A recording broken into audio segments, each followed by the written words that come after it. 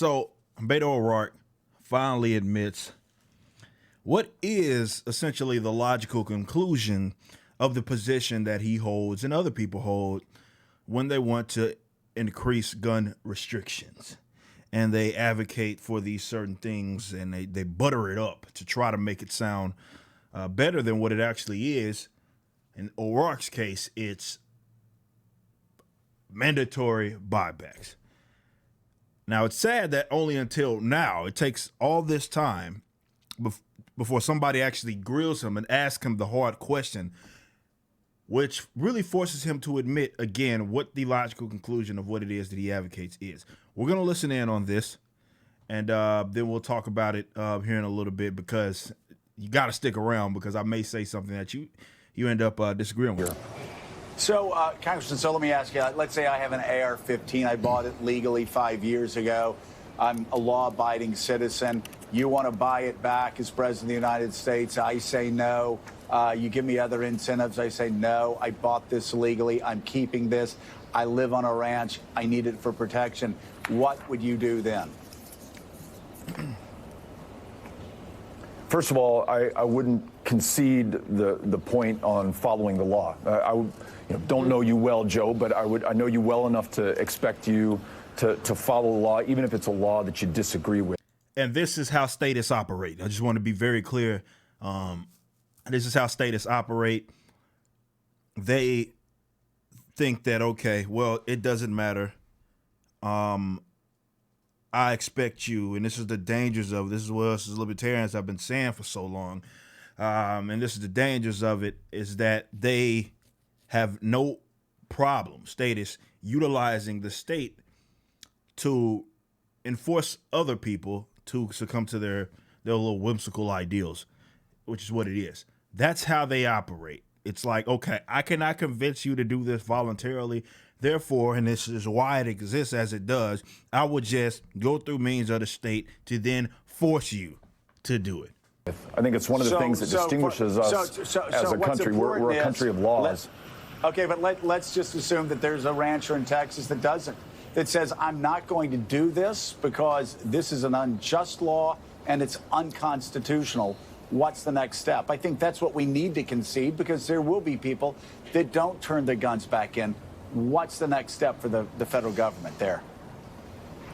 Yeah, I think just as in any law that is not followed or flagrantly abused, there have to be consequences, or else there is no respect for the law. So, in that case, I think there would be a visit by law enforcement to recover that firearm and to make sure that it is purchased, bought back, so that it cannot be potentially used against somebody else.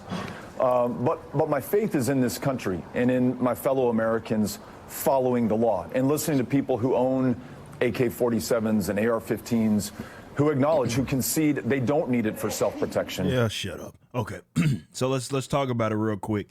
And then that ending bit was the more important thing. He is admitting, finally, Subway sandwich I just ate, he is admitting that what it ultimately comes down to, no matter what, and I've said this, they can butter it up as long as they want, as many times as they want, call it mandatory buyback. It is forceful confiscation of weaponry. That's what it is. And he is finally saying, because somebody pressed him to, if you don't comply, I will then send law enforcers, state agents, to then confiscate it. I don't know what took these guys so long to admit that. It's almost like they're scared to admit their own position. But there's another thing that we need to take into consideration. Much of what he said, and this is where I'm probably going to lose some people, and that's awesome because we need to have this conversation. Much of what he said is some of the things that I hear conservatives say. Even Joe asked him, people feel that this is unjust law. His expectation is that you follow it. And it's funny that I see from these conservative types, well, gotta just follow the law. You broke the law. Anytime somebody does something, breaks an unjust law, and then let's say a cop messes with them, and then they indeed like defend themselves or something like that, and that may result in them getting their butt whooped by the cops or shot at by the cops or something like that. And it steers so far away from the simple fact that this law was unjust in the first place, which actually makes the cop, who is the teeth of the state, the criminal here, because he's aggressing on somebody who has not committed any act of violence or act of aggression. There's no victim here, right? And this is the type of things that they agree on in a lot of cases. They won't ever admit it, but it's weird, more so coming from the conservatives, because they're the main ones that are like, come and take it, right? These 3%ers, these guys that act as if they are supposed, to not abide by these crooked sort of institutions or crooked individuals who are agents of the state. That's the whole point in their advocacy for the Second Amendment, right? That's what it protects you from. It's tyrannical sort of government. But it be those main guys, and this is where I did a video on this. It's titled, I believe, if I'm not mistaken, because I talk about this same thing. Beto O'Rourke actually does me a favor because he brings home the point. Let me see if I can find this, because I want to get the title. Let me see.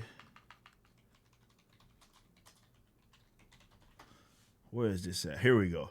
This is what it's titled. I talk about this very thing in this video, and it's titled, you can go check it out, because I got pushback as always when I go there. It's called "Conservatives Should Reconsider the Blind Support for Military and Law Enforcement." Now, this goes back to the point that he brings up, which he's sending these guys to your place of residence to come get these guns if you don't, want to sell it to the federal government.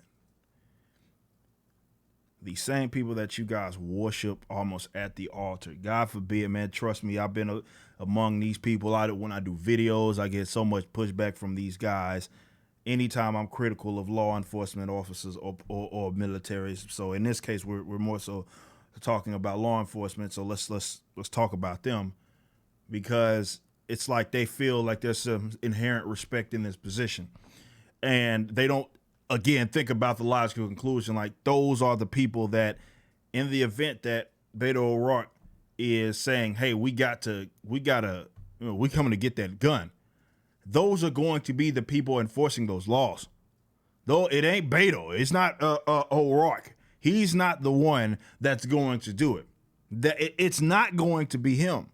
It's going to be the guys that you guys get upset at, folks like ourselves, and we call them the teeth of the state as such. This is why a lot of it, just so you guys understand who aren't really familiar with libertarianism, this is why a lot of people are so critical of them and maybe focus their efforts on, let's say, the law enforcement officers, because ultimately we know that those are the people that are going to be, we're going to be in conflict with. It ain't going to be the judge. It ain't going to be the lawmaker. It's not going to be the Senate. It's not going to be the House representative. It's going to be the guys that you guys think inherit this sort of respect. It's them. They're the ones that are going to, even right now, they enforce all of these unjust laws. There's so many people in jail for this, even when it comes to guns, in jail for exercising their right to essentially protect themselves and their property. People go to jail for that because they didn't go through the legal way of getting it, no matter if there was no victim, no matter if they did something bad or not. But it's not just with that. We know the atrocious thing that is the drug war. We know so many different unjust laws that are out there. The people that are front lines it's not the Beto O'Rourke's of the world. It's not the lawmakers of the world. It is the police officers. That's ultimately who the conflict is going to be with. So you can't you can say, yeah, Beto O'Rourke sucks, which he does, but you can't separate the guys that have that sort of line of thinking from the people that are going to be front lines and enforcing it. This is why I call them the teeth of the state, because without those law enforcement officers, what they write is just letters on a piece of paper in terms of laws. But these are going to be the guys that are enforcing it. So there's a couple of things to take from this. One, to the mainstream leftist who thinks that this isn't what it is, who tries to shy away from it. I hear it all the time. Nobody's coming from your guns. No. Yes, you are. He is telling you that. That's just the logical conclusion of the things that you guys advocate. It's not that difficult to understand, which is ironic because when it comes to the two mainstream ideologies, if you want to call them that, between mainstream leftism and mainstream republicanism or conservatism or whatever you want to call it, the progressives are the ones that are very critical of the cops. Those are going to be the guys that are always the guys that enforce your laws. In the event these people do not comply with said law, doesn't matter if it's from a tax, doesn't matter if it's, no matter what it is, it's going to be state law enforcement. And by state, I mean federal government, what have you. I'm using it as a territorial monopoly on use of violence, force, and ultimate decision making. Those are going to be the ones that are enforced. The guys that you act like you hate so much, right?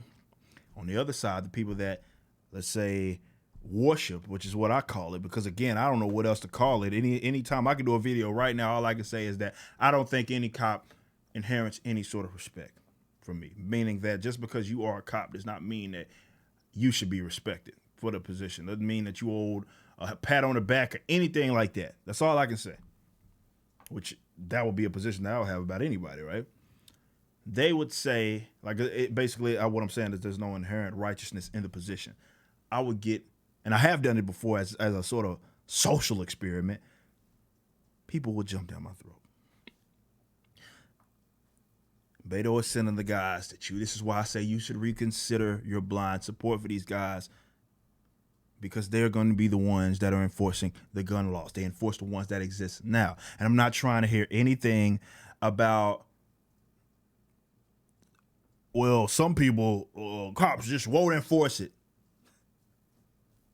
That's just completely oblivious. I covered something on this channel, a story out in there, near Baltimore, and I can't remember, was it Arndale is what it's called? Let me look that up for Ann Arundel, in Maryland, coming to enforce one of the new red flag laws. Guy hadn't committed any crime or anything like that, enforcing one of the new red flag laws. It's like textbook definition, or more so, it's a textbook example, not definition, example of what people that are like red flag laws are bad. It's a textbook example of why that is the case, right? And I didn't see hardly any of these, like the NRAs of the world, saying anything about it. But nonetheless, it was a story in which, and I've covered it on this channel, Anne Arundel police enforce the new red flag law. Guy basically, they come to his door, say, "Hey, we coming to get the gun." He basically says, "Nah, come and take it." Reaches for the gun, which is what any rational person, doesn't matter. I don't know why people, and again, this is where the conservatives lose me, and I lose them, because look, man, like I don't care who you are, you're not owed this sort of righteousness to invade on people's private property rights, right? So guy gets killed ultimately is what it comes down to. They kill him in enforcing a red flag law. And I didn't see hardly any of these little conservative gun right organizations say anything about that. It like got buried. I'm like, dude, that's your prime example. And then that's why I always come back to, well, it would also prove against some of the things that these guys are advocates of when it comes to their support for the cops. But Beto O'Rourke, he just proves what I've long said, what other libertarians have long said about the logical conclusion of what it is that you're an advocate for. You can say all that crap about, well, police officers bad, so and so. They are the ones that you are going to send to enforce your gun laws, or any law for that matter, but especially these gun laws when it comes to confiscation, because what you're saying is that you are going to initiate conflict.